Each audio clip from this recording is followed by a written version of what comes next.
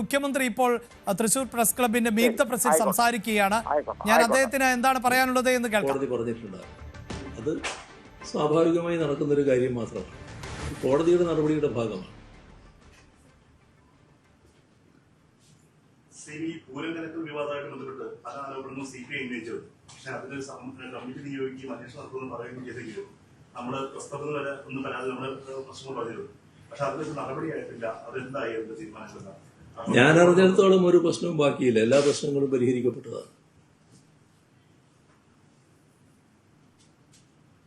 പൂരങ്കലക്കലിൽ പ്രധാനമായും RSSന്റെയും BJPയുടെ ഒരു ഇടപെടലാണ് അന്ന് ഉയർന്നതിന് ഏറ്റവും പ്രധാനപ്പെട്ട ഒരു കാര്യം എന്ന് പറയുന്നത്.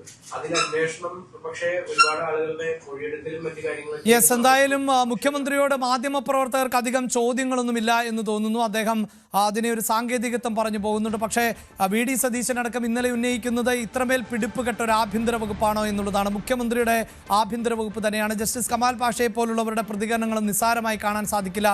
പോലീസിന് വലിയ നിർബന്ധമൊന്നുമില്ല രാഹുൽ മാങ്കൂട്ടത്തിനെ അറസ്റ്റ് ചെയ്യാനെന്നുള്ളതാണ്. മാത്രവുമല്ല, അഡ്വക്കേറ്റ് S. സുരേഷ് പറയുന്നത് വസ്തുതാപരമാണ് എങ്കിൽ ഇത്രമേൽ ഗൗരവമേറിയ ഒരു കേസ്, അതായത് ഗതിജീവിത രേഖാമൂലം പരാതി നൽകുന്നു, മുഖ്യമന്ത്രിയുടെ ഓഫീസിൽ പരാതി നൽകുന്നു, ആ പരാതിയാകട്ടെ പാലക്കാട്ട് MLAക്ക് എതിരെയാണ്.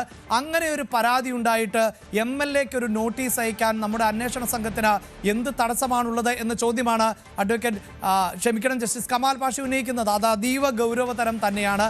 ആ വാദമടക്കം കോടതിയിൽ ഉന്നയിച്ചു എന്നാണ് നേരത്തെ അഭിഭാഷകനായി സുരേഷും വ്യക്തമാക്കിയത്.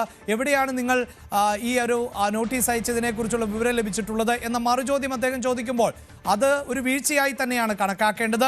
അതിനൊക്കെ അപ്പുറം നമ്മുടെ പോലീസ് സംവിധാനത്തിന് പാലക്കാട്ട് MLAയെ പോലെ രാഹുൽ മാങ്കൂട്ടത്തിനെ പോലെ ഒരു പ്രമുഖനായ വ്യക്തിയെ ആരെങ്കിലുമൊക്കെ ഒളിപ്പിച്ചാൽ കണ്ടെത്താൻ പറ്റുന്നില്ല എങ്കിൽ അത് അങ്ങേയറ്റത്തെ നാണക്കേട് എന്നല്ലാതെ മറ്റൊന്നും പറയേണ്ടതില്ല. പിന്നെ എന്തിനാണ് നമ്മുടെ ആഭ്യന്തര വകുപ്പ്, പിന്നെ എന്താണ് നമ്മുടെ രഹസ്യാന്വേഷണ വിഭാഗത്തിൻ്റെ പണി എന്ന് വളരെ കൃത്യമായി ചോദിക്കേണ്ടതുണ്ട്.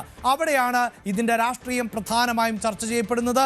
മാത്രവുമല്ല, ഇപ്പോൾ നടക്കുന്ന രണ്ടാമത്തെ കേസിലെ നീക്കം പോലും അങ്ങേയറ്റം കൗതുകകരമാണ് എന്ന് പറയേണ്ടതുണ്ട്. കാരണം സാധാരണ നിലയിൽ സുപ്രീം കോടതിയുടെ വളരെ പ്രധാനപ്പെട്ട ഉത്തരവുകളുണ്ട്. അതായത് സ്ത്രീകൾക്ക് അനുകൂലമാകുന്ന നിയമങ്ങൾ ദുരുപയോഗം ചെയ്യപ്പെടേണ്ട ഒന്നല്ല. ഏതെങ്കിലും തരത്തിൽ വിവാഹ വാഗ്ദാനം നൽകിയിട്ട് ലൈംഗിക ബന്ധത്തിൽ ഏർപ്പെടുന്നതിനെ ഒരർത്ഥത്തിലും പീഡനമായി കണക്കാക്കാൻ സാധിക്കില്ല. അത്തരം പരാതികൾ നിലനിൽക്കില്ല എന്ന് കോടതിയുടെ ഭാഗത്ത് നിന്ന് പലപ്പോഴായി വന്നിട്ടുള്ള സാഹചര്യം കൂടിയുണ്ട്. നമ്മൾ മനസ്സിലാക്കുന്നിടത്തോളം അതിജീവിതയുടെ പരാതി, ഔദ്യോഗികമായ പരാതിയിൽ പോലും ഗർഭഛിദ്രത്തിന് നിർബന്ധിച്ചു എന്നതാണ് ഗൗരവമേറിയ ആരോപണം, അല്ലെങ്കിൽ ഗൗരവമേറിയ പരാതിയായി കോടതിയും നിരീക്ഷിച്ചത് എന്നാണ്. അടച്ചിട്ട കോടതി മുറിയിലായിരുന്നു വാദപ്രതിവാദങ്ങൾ നടന്നത് എന്നതുകൊണ്ട് തന്നെ എന്താണ് വസ്തുത എന്ന് നമുക്ക് കൃത്യമായി പ്രേക്ഷകരുമായി പങ്കുവെക്കാൻ സാധിക്കില്ല.